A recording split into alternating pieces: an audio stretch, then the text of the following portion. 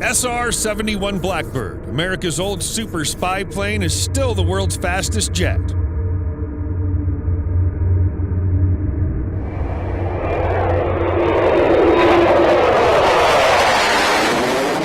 The sleek and sinister SR-71 Blackbird looks like it belongs in a science fiction movie. Though in fact the jet black spy plane proved far more successful at outrunning enemy missiles than any of the spaceships depicted in Star Wars. Though retired in the 1990s in favor of spy satellites and recon drones, it doesn't look like any modern designs are likely to challenge the Blackbird's record as the fastest manned aircraft ever. Stealthy speedster. As Cold War tensions heightened during the 1950s, the Central Intelligence Agency, CIA, began flying the U-2 spy plane to keep tabs on the Soviet Union's fast-expanding nuclear weapons capabilities. Ungainly and relatively slow-moving, the U-2 relied upon its ability to fly at extremely high altitudes to avoid enemy fighters and early surface-to-air missiles. The intelligence provided by U-2s in 1962 uncovered the Soviet nuclear missiles deployed to Cuba, leading to the dramatic events of the Cuban Missile Crisis. But the U-2s also provoked diplomatic incidents because they simply couldn't fly high enough to avoid Russian SA-2 surface-to-air missiles. A U-2 was shot down in 1960, and its pilot Gary Powers captured, triggering an embarrassing diplomatic row. Another U-2 was shot down during the Cuban Missile Crisis, killing the pilot and escalating tensions between Moscow and Washington at a critical moment. 5 Taiwanese U-2s were shot down over China. American engineers realized altitude was no longer an adequate defense, and in 1957 began working on a plane for the CIA that they hoped Soviet radar would be unable to detect, and that could outrun any missiles fired at it. The Lockheed Skunk Works factory ultimately developed the A-12, codenamed Archangel. The prototype was first tested in Area 51 in 1962, and in the end, 15 A-12s were produced. CIA Lockheed A-12s flew a total of 29 spy missions over North Korea and Vietnam through 1968 in Operation Black Shield, losing 6 aircraft to accidents. Intelligence gathered by A-12 helped the CIA to map out North Vietnamese air defenses and locate the USS Pueblo after it was hijacked by North Korea. The Air Force developed prototypes of an interceptor version, the YF-12, and later considered a high-speed bomber, the B-71, coming numerically after the XB-70 Valkyrie bomber that never entered production. There was even a bizarre M-21 drone carrier that launched a D-21 spy drone off its back. However, none of these spin-offs entered service, and the A-12 was retired in favor of an Air Force-operated variant, the SR-71. The Blackbird could sustain speeds above Mach 3, with a so far unbroken manned flight record of Mach 3.3 or 3.5. 3.3 is confirmed, while Mach 3.5 is claimed by pilot Brian Schull to have been achieved while outrunning a missile over Libya in 1986. That speed is actually even more impressive than it seems, because while later Soviet MiG-25 and MiG-31 fighters could attain Mach 3, they could only do so for brief periods on afterburners, the aerial equivalent of an energy-burning sprint. The SR-71 could sustain Mach 3 flight for 90 minutes, at which points it required in-flight refueling. A Blackbird once set the record for flying from New York to London in 1 hour and 54 minutes. In effect, by the time it took a SAM missile system to lock onto an SR-71 traveling at Mach 3 and launch a missile, the Blackbird was already moving beyond the effective range of the missile. But Lockheed wasn't just counting on speed to evade enemy missiles. The Blackbird was the first operational airplane intentionally designed with a reduced radar cross-section to minimize the chance of detection. The Blackbird's chines, the knife-like tapered edges of the fuselage, were even coated with early radar-absorbent iron ferrite paint to help lower radar detection ranges. The chines were also found to provide additional lift and greater aerodynamic stability.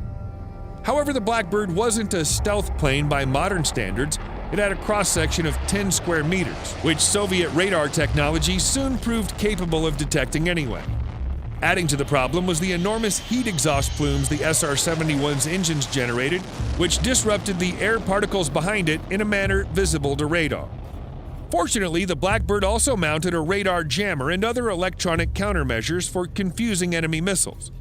To cap it all off, it was capable of sustained flight at 85,000 feet, another unbroken record, and employed an astro-inertial navigation system that used the stars overhead to calculate the plane's position. An impressive record. The first operational SR-71 unit was activated in 1968, based at Kadena Air Base in Okinawa, Japan. The locals nicknamed the recon birds Habu, pit vipers, a nickname which stuck among Blackbird pilots. They went on to fly numerous reconnaissance missions over Vietnam, and while the plane performed well, it seems those who would want to take the plane down as the ultimate trophy were catching up. American pilots soon discovered that the Blackbird's reduced radar cross-section wasn't an effective defense by itself. Russian-made radars were powerful enough to track the Habu and launch missiles. However, they learned the SR-71's speed did not work as a defense. Around 800 missiles were fired at Blackbirds over Vietnam alone, but not a single one was lost to enemy fire, although one CIA A-12 did take a piece of shrapnel from an SA-2 missile that exploded 100 meters away. Blackbirds went on to fly over 3,551 reconnaissance missions over the next 30 years, flying over the Middle East, North Africa, Europe, and Asia. 11 SR-71s were lost in accidents, though all but one pilot survived. Not one was lost to hostile fire. Blackbird pilot Colonel James Shelton Jr. recounted how his plane flew an epic 11.5-hour mission to photograph Israeli army positions near the end of the Yom Kippur War. Along the way, he overflew Egyptian airspace and was tracked by multiple radar sites and interceptors, but none of them could keep up. The photos he took later established that Israeli troops were further in Egyptian territory than they had admitted, leading the U.S. to successfully pressure Israel into withdrawing its forces. Blackbirds also flew recon missions off the Russian coast, though not over Russia itself, evading all of the Mach 3 MiG-25 fighters sent after them. Soviet defector Viktor Belenko wrote in his biography, MiG Pilot, they taunted and toyed with the MiG-25 sent up to intercept them, scooting up to altitudes the Soviet planes could not reach, and circling leisurely above them or dashing off at speeds the Russians could not match. Yet the Blackbird had shortcomings. It was expensive to operate, costing more than $100,000 per hour flown according to one estimate.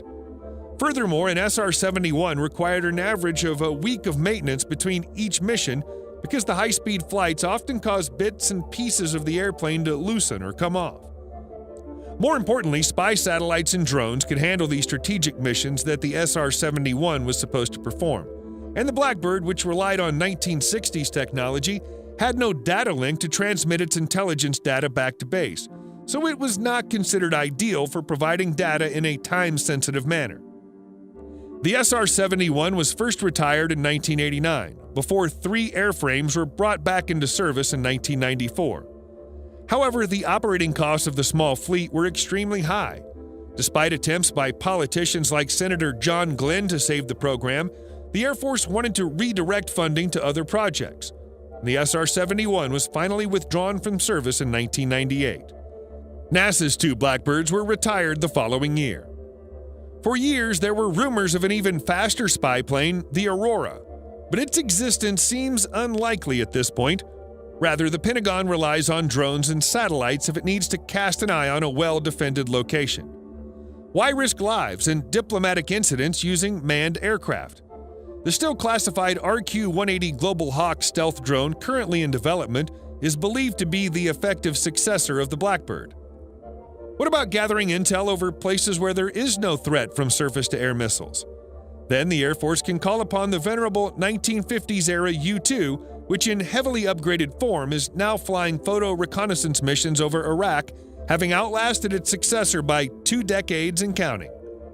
Nonetheless, it looks like the Blackbird will remain the queen of speed for some time to come.